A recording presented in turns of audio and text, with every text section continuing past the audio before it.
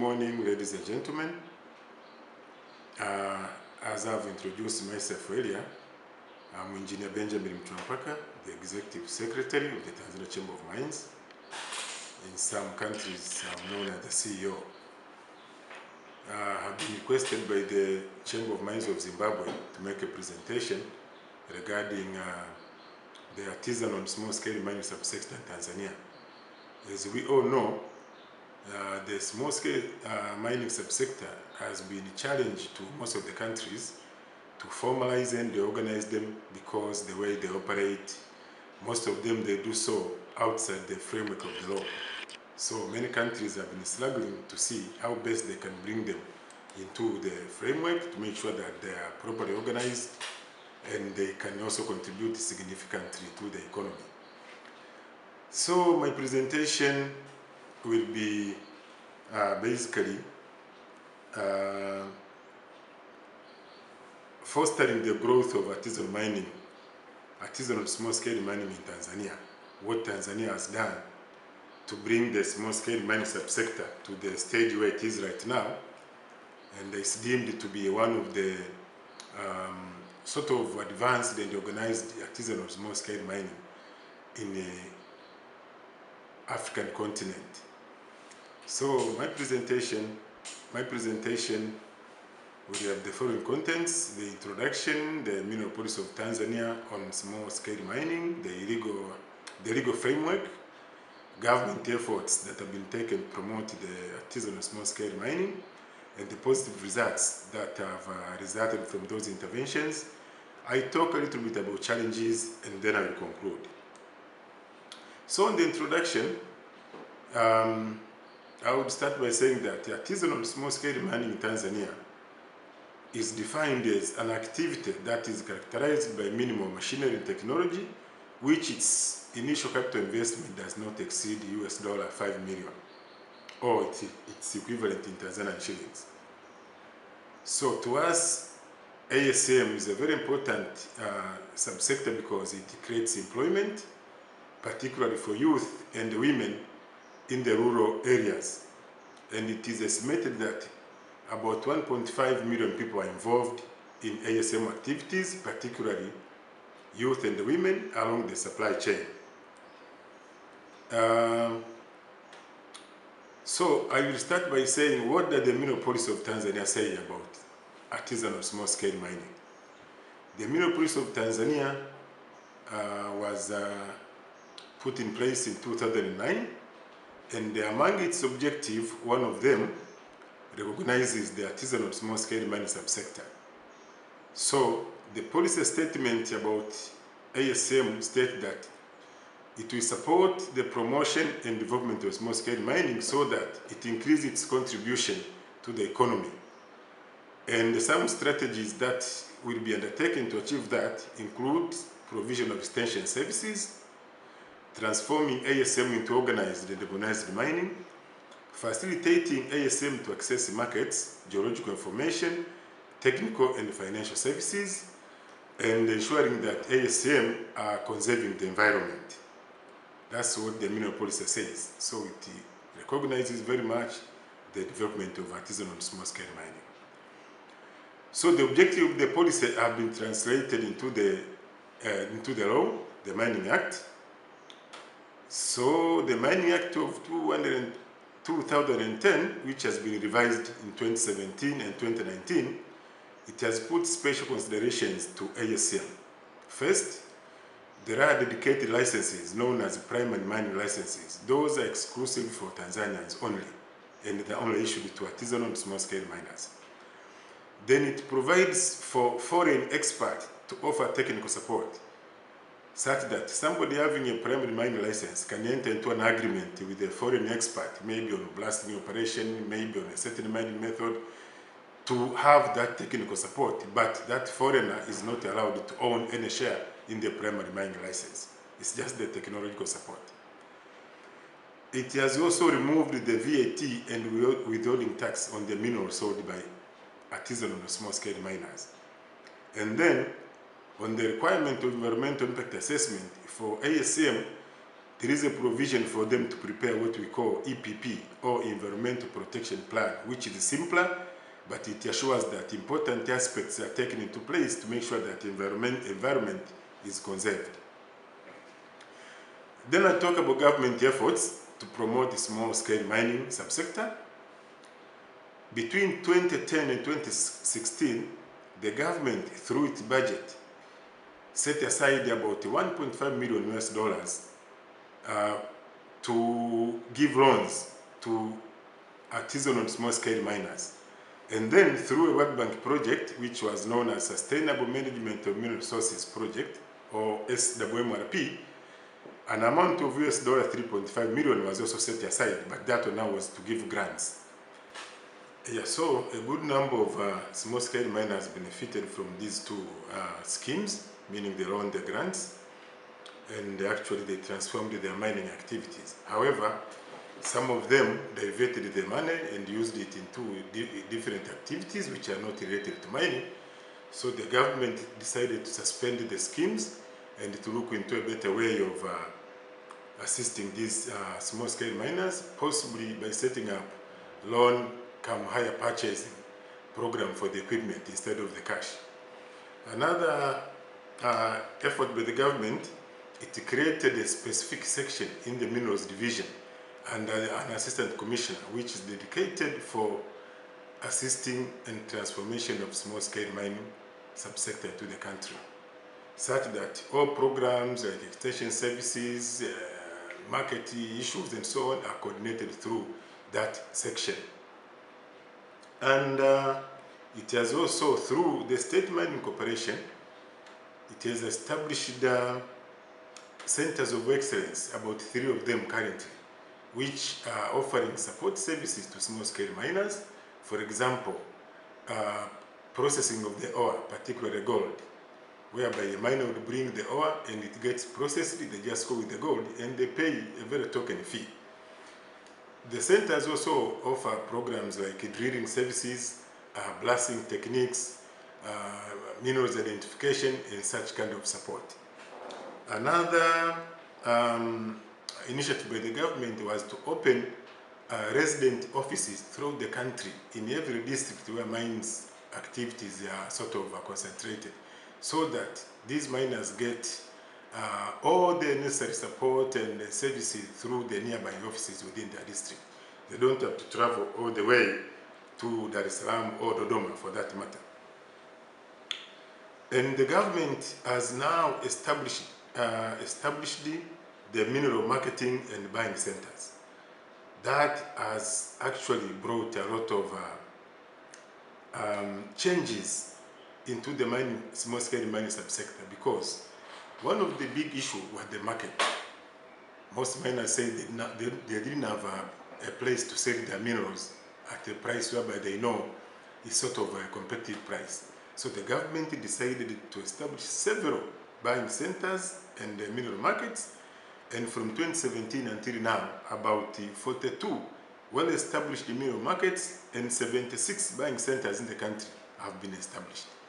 And most artisanal small-scale miners are taking their mineral products, gold, gemstones, tin, silver, and all that, including the famous Tanzanite. They are all being bought from these markets. And this arrangement, to a great extent, has reduced the smuggling of minerals, because most minerals are traded in these formal markets. So, as you can see on the chart, the performance of the mineral markets since they were established. You can see in the fiscal year 1990-20, revenues from the mineral markets, which were resulted from buying minerals, about 105 billions in 209 Tanzanian shillings in 2019-2020. Then it kept on increasing. For example, in 2020-2021, about 145 billion shillings worth of minerals were sold in those markets. And for the fiscal year 2021-2022, until April, about 137 billion worth of minerals were sold through these markets. And we believe toward the end of the year, the number will grow bigger.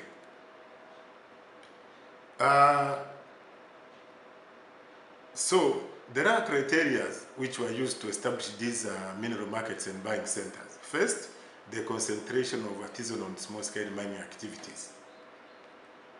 In areas where there are a lot of concentrations, obviously the production of those minerals are higher. Another criteria was existing of necessary infrastructure to support the trading of those minerals. For example, accessible roads, electricity, water, and the other facilities which could support the operations of these buying centers and markets. And another criteria was existing of traditional informal markets. You see, before establishing these formal markets, there were traditional informal markets whereby some dealers or some brokers would go there and buy minerals. So most of the ASM are used to go to those areas. So when this initiative came about of establishing formal markets, those areas which were initially being traded, traditionally, were converted into formal markets and buying centers. Another initiative was the establishment of the mining cadastral information system, whereby all licenses are applied and processed through this system. It's a very robust system in Tanzania. It handles both large-scale and small-scale mining licenses. And for the case of the small-scale mining, it has worked very well. And right now, about 35,831 primary mining licenses have been issued through this system, and they are all managed through this system. 35,831. So you could see that the small-scale mining subsector in Tanzania is truly developed, if you can imagine such number of licenses for small-scale miners to operate legally in the legal framework. And this system was actually helped in terms of easy registration of applications for licenses, because each mine's office has got this system. So a small-scale miner would simply walk to the nearby office, put up a registration for his or her primary mining license application.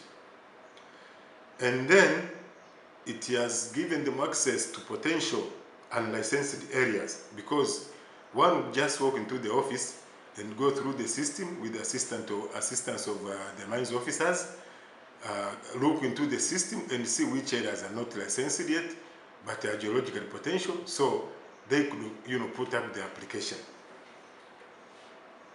Another initiative by the government was the strengthening of the regional miners association.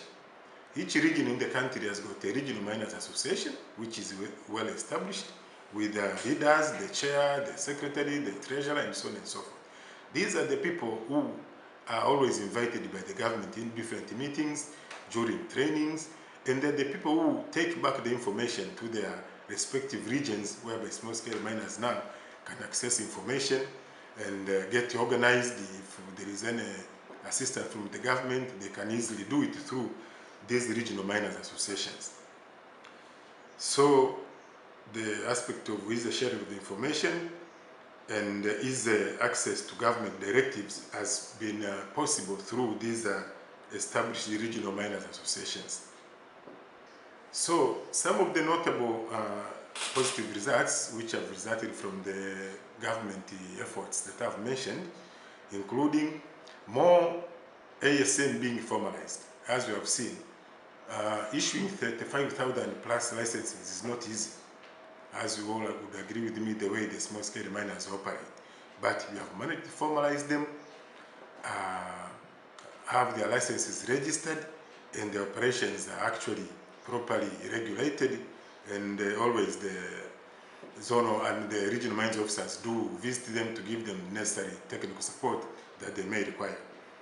But we have reduced the smuggling of minerals, because now most of the miners are selling their minerals through established formal markets and buying centers that I've mentioned earlier. But they increased the production in minerals, because now we are capturing almost all the minerals that are being produced, and the initiative that have been put in place, for example, the grants, they are capable of buying machines, getting geological information, and so they have enhanced their minerals production as well. And as a result, the revenues from minerals have increased such that the artisanal small-scale miner subsector has increased their contribution to the revenue that are collected by the government from the mineral sector from 5% before 2017 up to 30% in 2021. You can see that is a significant increase by artisanal small-scale mining subsector from 5% prior 2017 up to 30% this time around. So 30% is the one which comes from the medium and large-scale mines.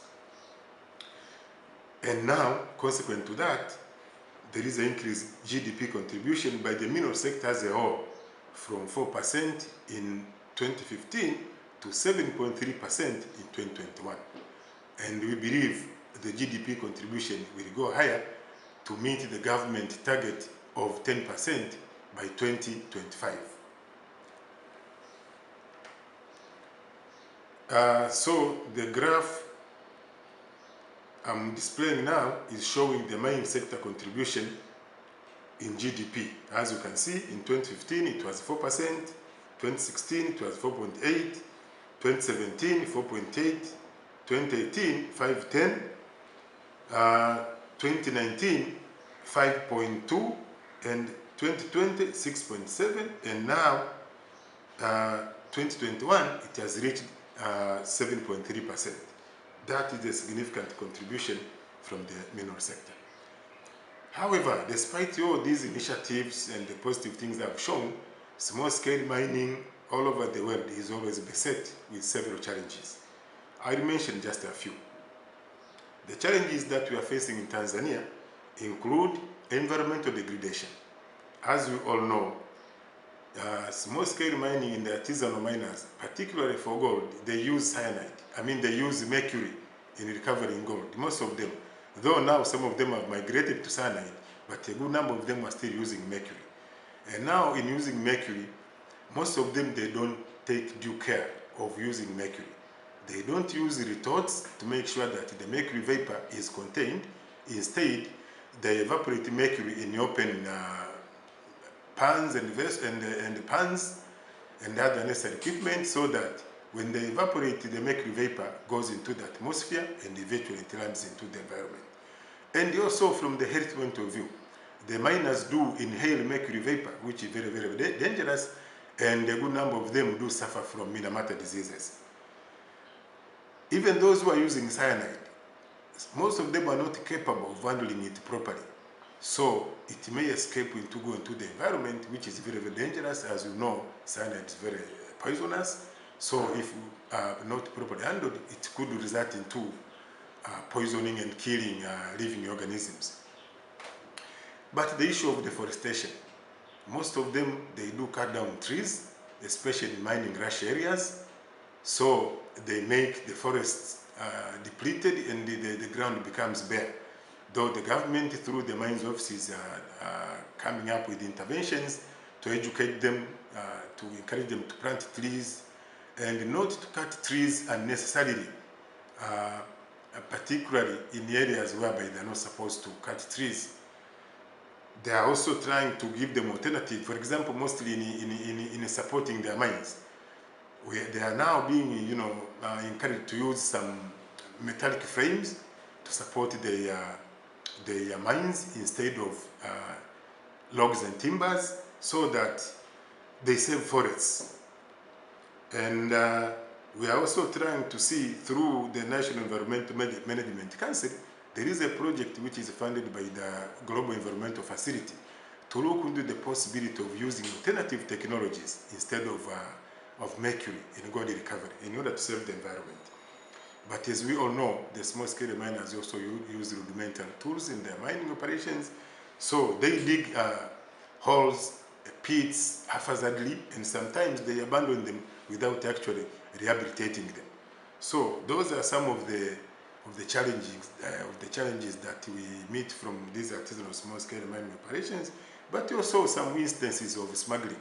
Those are still there. We haven't managed to curb them 100%, though through the formal markets, to a greater extent, smuggling has been curbed. Now, in concluding, I would say that ASM is a very important subsector in Tanzania. Hence, the government is placing a lot of importance to it, and it will continue to promote it to ensure that it is being nurtured, and if possible, at least a good number of artisanal and small-scale miners are converted and are graduating into medium-scale mines. And a good number of them are actually doing well. They will soon graduate to become medium-scale miners instead of small-scale miners. Because if you visit their places now, you find most of them are mechanized. They are doing things professionally. They have employed geologists and mining engineers to make sure that they are doing their mining in a proper way. Generally, as a concluding remark, I should say that there is a need for the government, in consultation with the private sector, to review its mineral policy. As you know, our mineral policy is that one from 2009. And we believe it has been overtaken by events, because there are several changes that have been made into the Mining Act and into the regulations as well. So the mineral policy has to be looked at.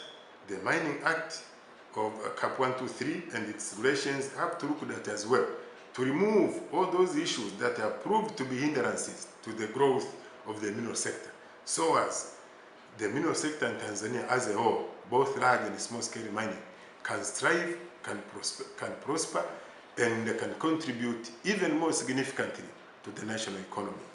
Having said that, I thank you for listening to me, and I'll be ready for any clarification or any questions from the audience. Thank you very much.